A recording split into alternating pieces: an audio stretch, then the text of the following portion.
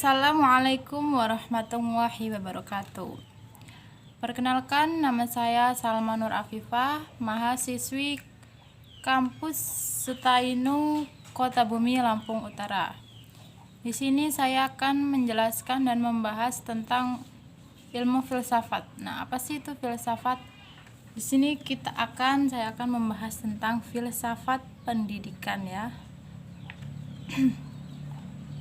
Jadi sejarah, termasuk saya akan membahas tentang sejarah lahirnya filsafat pendidikan. Jadi kita akan mencari lebih jauh lagi gimana sejarah pendidikan itu ada di Indonesia. Ya nggak cuma di Indonesia, maksudnya lahir di dunia ini.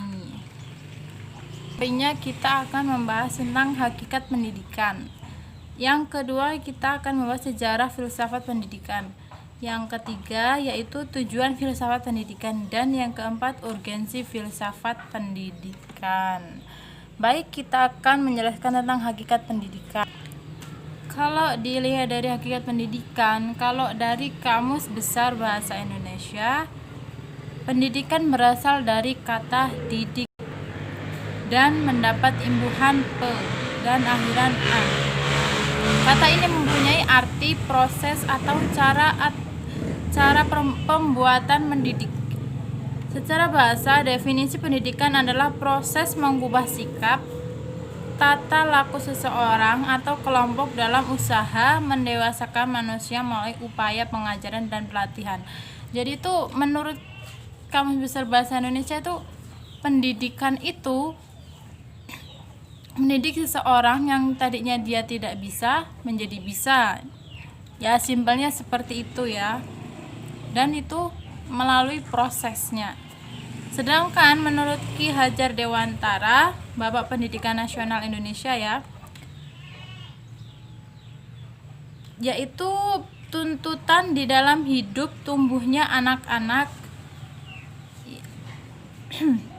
Adapun maksudnya pendidikan yaitu menuntut segala kekuatan kodrat yang ada pada anak-anak itu.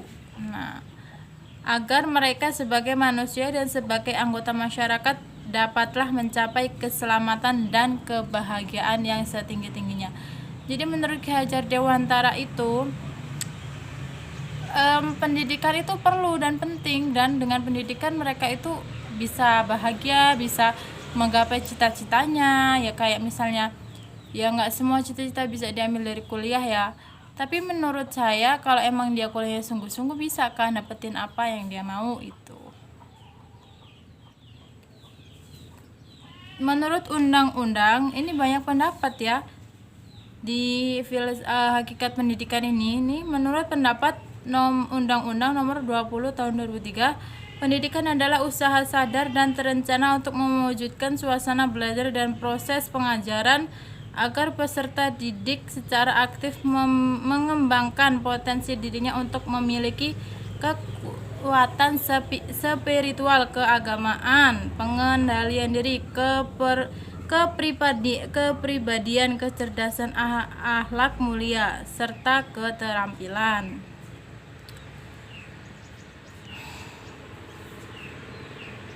Jadi begitu banyaknya pendapat seseorang,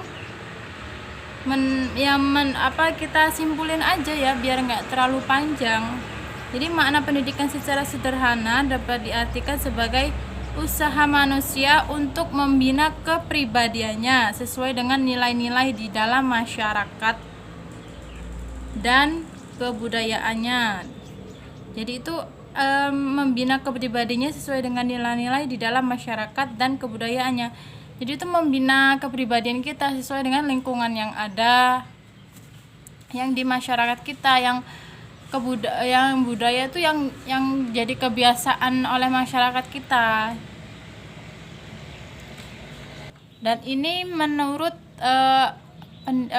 hakikat pendidikan menurut Yunani ya, menurut Yunani adalah pedagogik, yaitu ilmu menuntut anak. Orang Romawi memandang pendidikan sebagai educare, yaitu mengeluarkan dan menuntun, tindakan merealisasikan potensi anak yang dibawa dilahirkan di dunia. Itu menurut ilmu Yunani. Jadi dari semua itu, dengan demikian hakikat pendidikan adalah sangat ditentukan oleh nilai-nilai, motivasi, dan tujuan dari pendidikan itu sendiri. Maka hakikat pendidikan dapat dirumuskan yaitu: satu, pendidikan merupakan proses interaksi manusiawi yang ditandai keseimbangan antara kedaulatan subjek didik dengan kewibawaan pendidik. Jadi kita tuh sebagai pendidik tuh harus tegas, harus jangan linglung. Kita tuh bisa ngasih contoh yang baik buat anak didik kita gitu. Biar mereka juga nyontoh kalau kita tuh bisa. Kedua, pendidikan merupakan usaha menyiapkan subjek didik menghadapi lingkungan yang mengalami perubahan yang semakin pesat. Jadi kan metode pendidikan itu berbeda ya dari zaman ya, bukan metodenya berbeda, tapi semakin majunya zaman itu, perlakuan anak-anak itu semakin berbeda dari zaman dahulu sampai zaman di era sekarang ini. Termasuk sekarang ini yang super canggih dan mereka itu bisa mencari informasi dari ponsel mereka masing-masing seperti ini ya. Jadi kita tuh sebagai guru harus lebih pintar, lebih cerdas ya, lebih cerdas bagaimana murid itu bisa mendengarkan omongan kita. Terkadang kan murid bilang, kok beda ya Bu sama yang saya cari di Google. Nah, kita tuh pintar-pintar aja gimana caranya, dan ya guru zaman sekarang itu harus teknologi juga harus bisa, harus lebih maju. Terkadang murid itu mereka lebih bisa daripada kita, maka dari itu kita jangan mau kalah ya sama muridnya. Oke, lalu yang ketiga, pendidikan meningkatkan kualitas kehidupan pribadi dan masyarakat. Jadi pendidikan itu meningkatkan kualitas kehidupan pribadi dan di dalam masyarakat. Oke, sebenarnya mahasiswa itu dipandang oleh masyarakat itu, mereka itu bisa ya segalanya. Apalagi kalau mahasiswa dia dari pondokan.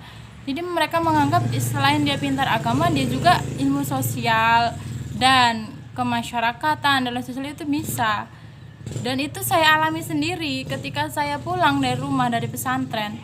Mereka tuh menganggap saya bisa segalanya, tapi tidak dengan hal itu. Apalagi sekarang saya didahului dengan mahasiswa. Mau nggak mau saya harus bukan menuruti, mengimbangi permintaan masyarakat.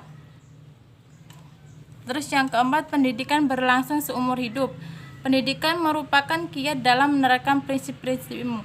Jadi mencari ilmu itu nggak dibatasi waktu ya, umur berapa aja tuh bisa sebenarnya. Bahkan ada hadisnya, carilah ilmu sampai ke liang lahat itu ya. Saya tapi lupa, tapi itu artinya ada ya, itu hadisnya. Kemudian pendidikan juga mengarah pada asas-asas seperti asas pendidikan, asas kemerdekaan, asas kebudayaan, asas kebangsaan, asas kemanusiaan.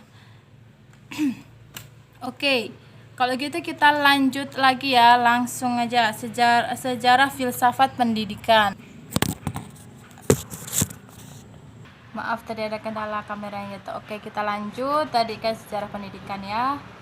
Jadi dapat kita filsafat memulai berkembang dan berubah fungsi dari sebagai induk ilmu pengetahuan menjadi semacam pendekatan perekat kembali sebagai ilmu pengetahuan yang telah berkembang pesat dan terpisah satu dengan lainnya.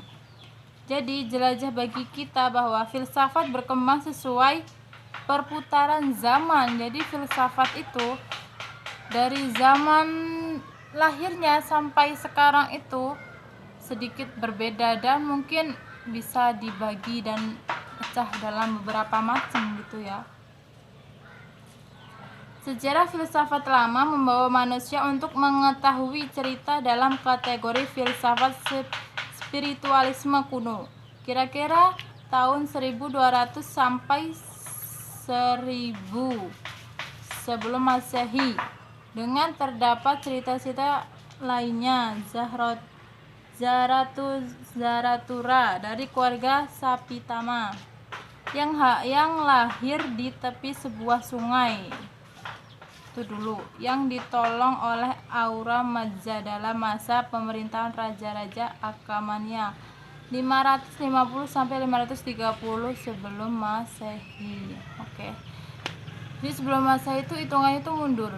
Berbeda kalau dengan Masehi itu maju ya.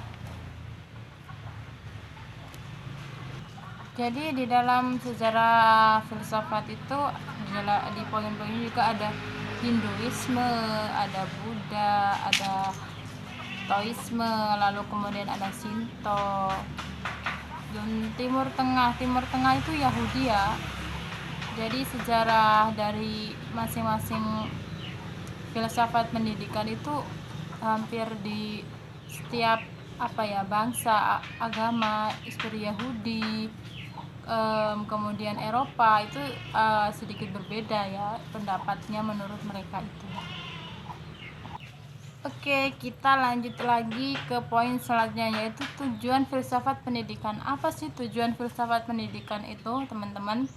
Tujuan filsafat pendidikan memberikan inspirasi bagaimana mengorganisasikan proses pembelajaran yang ideal. Itu tujuannya ya, teman. Sedangkan menurut dikatakan tujuannya secara umum itu yaitu dapat dikatakan membawa anak ke arah tingkat kedewasaan, artinya membawa anak didik agar dapat berdiri sendiri, mandiri, dan hidupnya di tengah-tengah masyarakat. Jadi mereka tuh bisa mandiri dan tidak ketergantungan dengan orang. Kalau mereka ketergantungan berarti mereka itu nggak bisa apa-apa sendiri ya. Apa mereka itu butuh nggak punya pendirian gitu. Jadi emang harus bisa mandiri. Kan tujuan pendidikan nasional yaitu membangun kualitas yang bertakwa kepada Tuhan Yang Maha Esa dan selalu dapat meningkatkan kebudayaan dengannya sebagai warga negara yang berjiwa Pancasila yang mempunyai semangat dan kesadaran yang tinggi. Sedangkan tujuan filsafat pendidikan yang lainnya yaitu dengan berpikir filsafat, seseorang bisa menjadi manusia lebih mendidik dan membangun dirinya sendiri. Yang kedua, seseorang dapat menjadi orang yang dapat berpikir sendiri. Dan yang ketiga, memberikan dasar-dasar pengetahuan, memberikan pandangan yang sintesis pula, sehingga seluruh pengetahuan merupakan satu kesatuan. Yang keempat, hidup seseorang dipimpin oleh pengetahuan yang dimiliki oleh seseorang tersebut. Sebab itu, mengetahui pengetahuan terdasar berarti mengetahui dasar-dasar hidup diri sendiri. Dan yang kelima, yang terakhir, bagi seorang pendidik, filsafat mempunyai kepentingan istimewa karena filsafatlah yang memberikan dasar-dasar dari ilmu-ilmu pengetahuan lainnya yang mengenai manusia, seperti misalnya ilmu mendidik. Jadi filsafat itu kayak menurut pendidikan ya, menurut orang Eropa beda lagi dengan menurut agama Islam, itu berbeda ya. Itu tuh bukan cabang ilmu, induknya ilmu. Jadi dia tuh bisa melahirkan ilmu-ilmu lain gitu. Manfaat kita mempelajari filsafat itu agar terlatih berpikir serius. Jadi kita tuh benar-benar berpikir gimana caranya untuk menyelesaikan suatu masalah dan berpikir serius, nggak fokus ya, biar fokus gitu. Dan yang kedua, agar mampu memahami filsafat. Apa itu filsafat? Kita bisa mendalami lagi. Terus yang ketiga, agar mungkin menjadi filsafat, mungkin bisa menjadi orang filsafat seperti Plato mungkin ya. Yang keempat, agar menjadi warga negara yang baik. Itu yang keempat. Oke, kita lanjut lagi ya.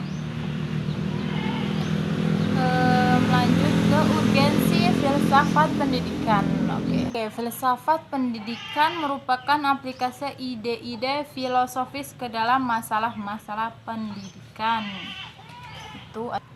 Oke teman-teman, mungkin itu yang bisa aku jelasin. Sebenarnya kalau dijelasin tuh panjang ya teman-teman. Nanti kalian pusing, kalian bisa tanya di kolom komentar, atau mungkin kalian punya pendapat boleh ya.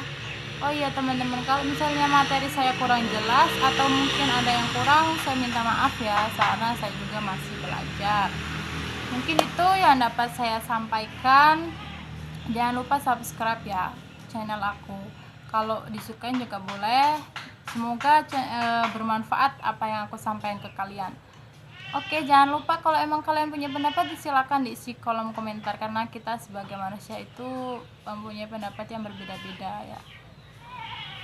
Saya akhiri, wabillahi taufik wal hidayah.